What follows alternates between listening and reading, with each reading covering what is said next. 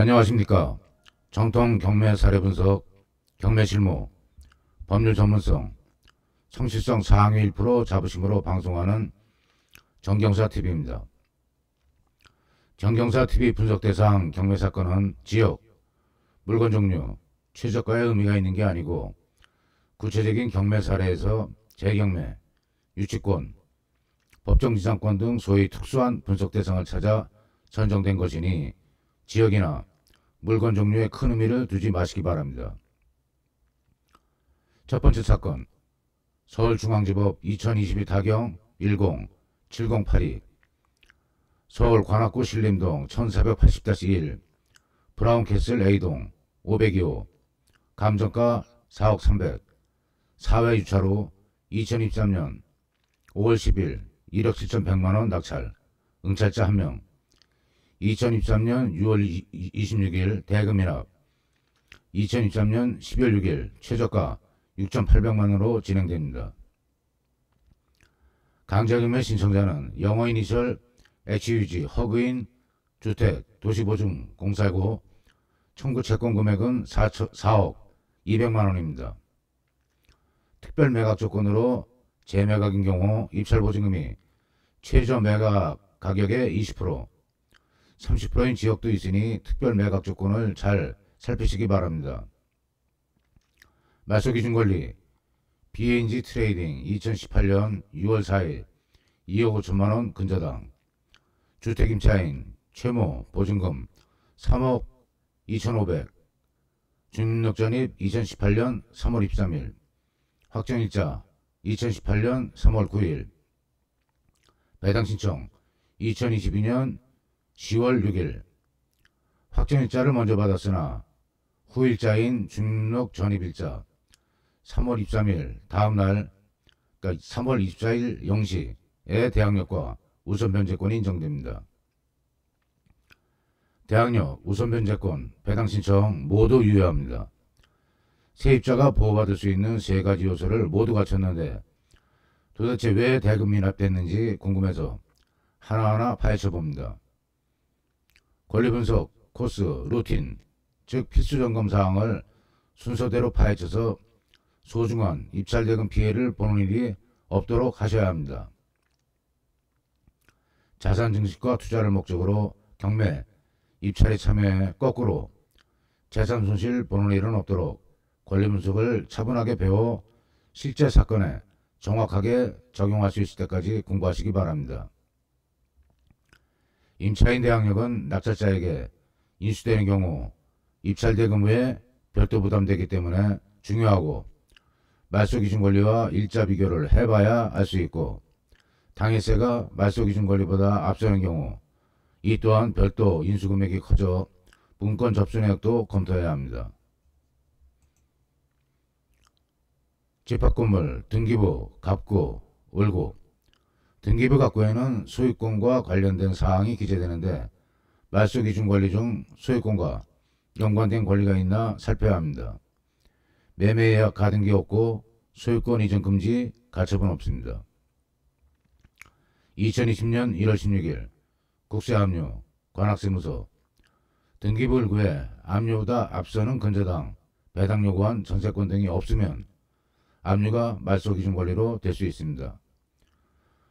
국세가 압류 등기가 된 경우 배당 요구 안 해도 법정기일을 기준으로 배당이 된다는 사실도 유념해야 합니다. 배당 요구 필요 없습니다. 압류 등기된 경우.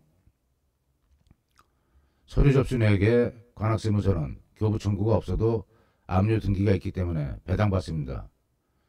당해세, 지방세, 국세 교부 청구를 제대로 보려면 문건 접수 내역과 등기부, 갑구를 검토해야 합니다. 등기부 일구 2018년 6월 4일 BNG 설정 최고액 2억 5천만원 근저당권이 본권 말소기준 권리입니다. 임차인 최모는 대항력, 우선변제권, 배당신청 기일 준수로 보증금 회수에는 아무 문제가 없습니다. 그러나 보증금을 반환 받지 못한 기간에 대한 지연이자는 위 3개 요건 해당 대상이 아닙니다. 경매가 아닌 경우 동시에 항변권을 지연이자로 행사할 수 있지만 경매가 진행되는 경우에는 지연이자에 대한 우선 변제권이나 대항력이 인정되지 않고 일반 채권과 동일하기 때문에 문제가 됩니다.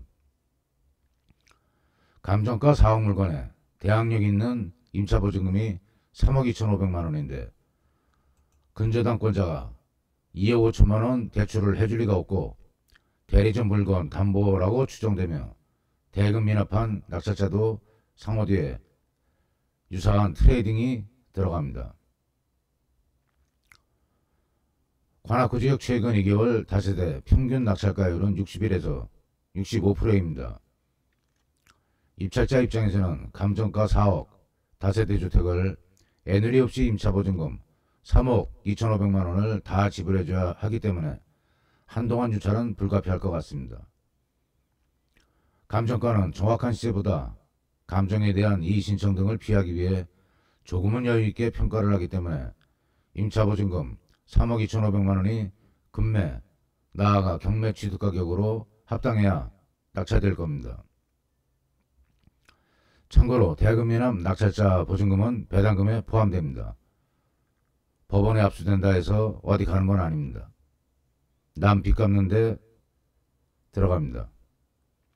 결론적으로 지연이자 등이 회수 경계선에 있는 준, 깡통 전세권입니다. 다음 사건 수원지법 2021 타경 72-590 임의경매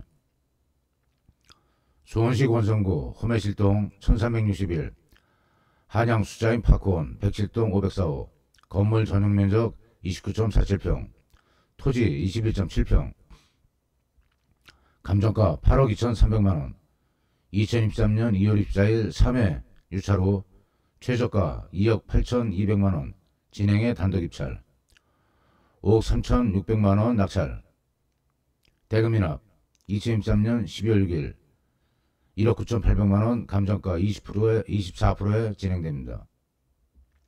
임차인 김모 보증금 3억 5천만원 주민등록 전입 2020년 1월 17일 확정일자 안 받고 배당 신청 안 해서 대항력만 인정돼 낙찰자가 신고한 매수가는 배당 순서에 따라 배당되고 임차보증금 3억 5천만원은 전체를 따로 줘야 합니다. 대금 미납한 낙찰자는 5억 3,600만원 더하기 3억 5천만원이면 8억 8,600만원인데 감정가를 웃도는 가격에 경매물건을 산 것입니다. 급매물보다 조금이라도 싸든지 게다가 경매로 사는 건데 감정가보다 더 주고 샀으니 대금이나 당연히 선택할 수밖에 없는 입장이었을 것입니다.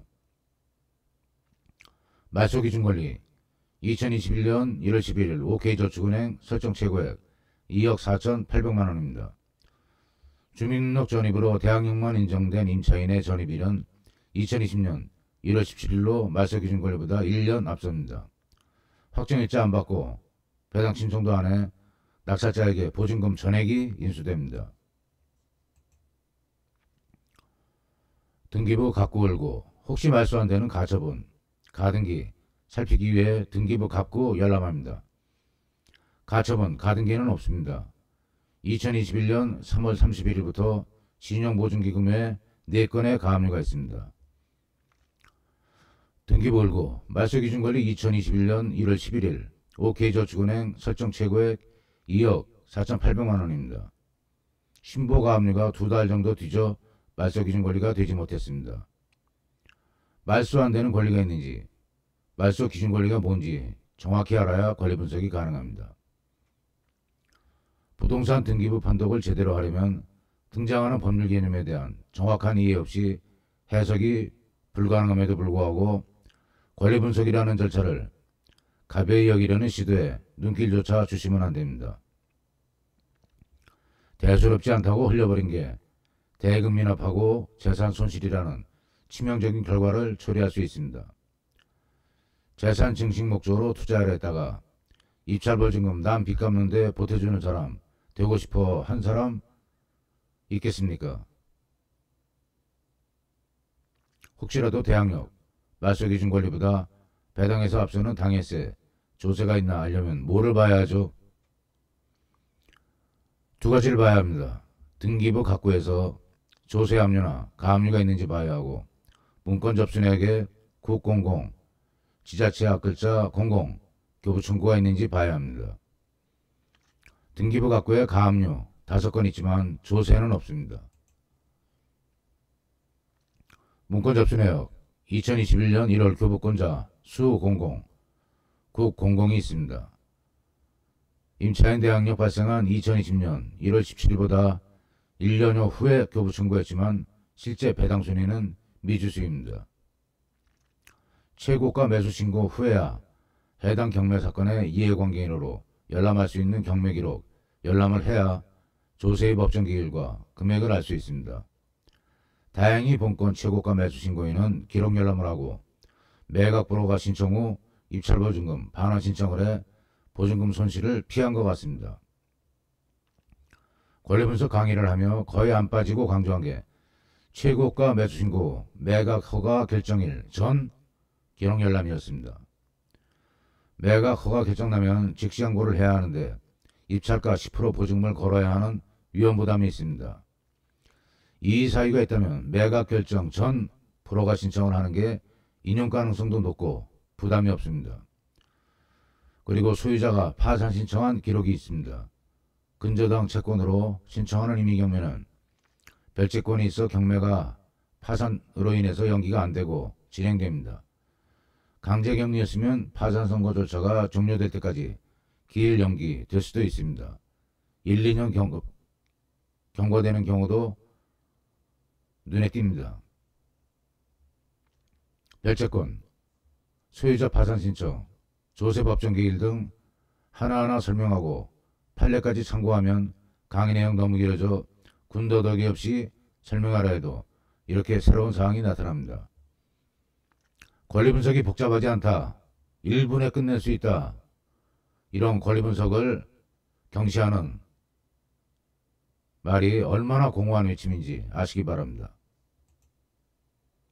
세 번째 사건, 수원지법 2021 타경 9400 임의경매, 용인시 처인구 남동 480-21 단독주택 감정가 32억 3200만원 3회 유찰 2023년 8월 16일 진행돼 16억 100만원 매각, 2023년 11월 24일 최저가 15억 8300만원으로 진행됩니다. 먼저 유치권이 눈에 띕니다.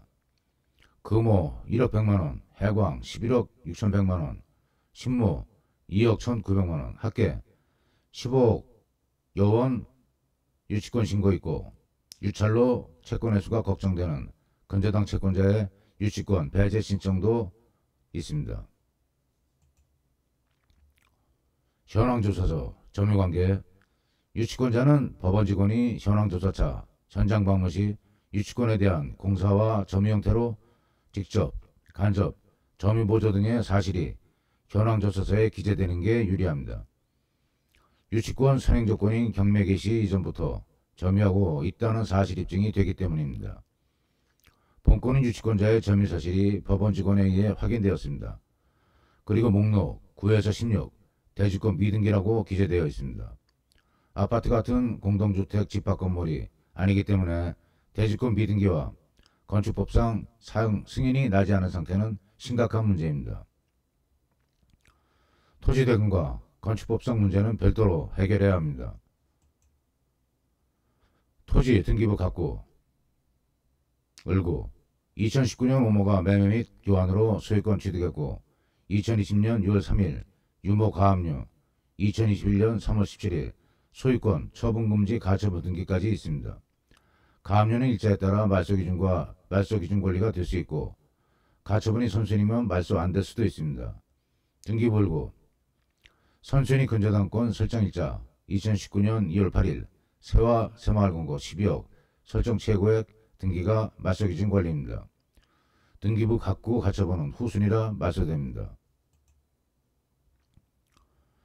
감정평가서 건물 8개동 각 일률적으로 1억 9,200만원, 건물 8개를 평균 1억 9,200만원으로 평가했고 건물 합계 15억 4,100만원, 토지 16억 9천만원으로 평가했습니다.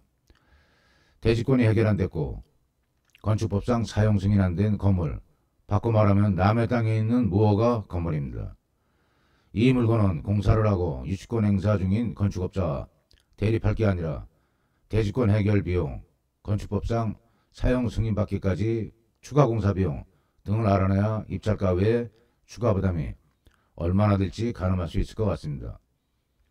유치권 소송이 진행돼 승소할지 패소할지 전망이 불투명하고 건축물 사용 승인 받기까지 무슨 애로가 있을지 모르는 상태로는 입찰을 결정하기 어렵습니다. 매각대금 미납 당사자도 내부 정보를 어느 정도 알지 않고는 입찰하지 않았을 것으로 보이는데 차질이 있었다고 봐야 합니다. 말소기준 권리가 소액이라 배당순위 역전을 노리고 대입변제 들어올 가능성도 배제 못합니다. 현장 답사하면서 입찰가 외에 얼마나 더 부담해야 하는지 정확하게 계산이 나온다는 전제가 해결되면 그때 입찰 검토하시길 권합니다. 일반적으로는 당분간 유찰 예상됩니다. 정경사TV는 진행 경매 사례를 대상으로 정확하고 예리한 권리 분석을 해서 경매 장애물과 함정을 파헤치는 데 최선을 다하겠습니다. 시청해 주셔서 감사합니다. 구독, 좋아요, 알림으로 강의 영상 제작에 성의를 다하는 정경사TV 응원 바랍니다.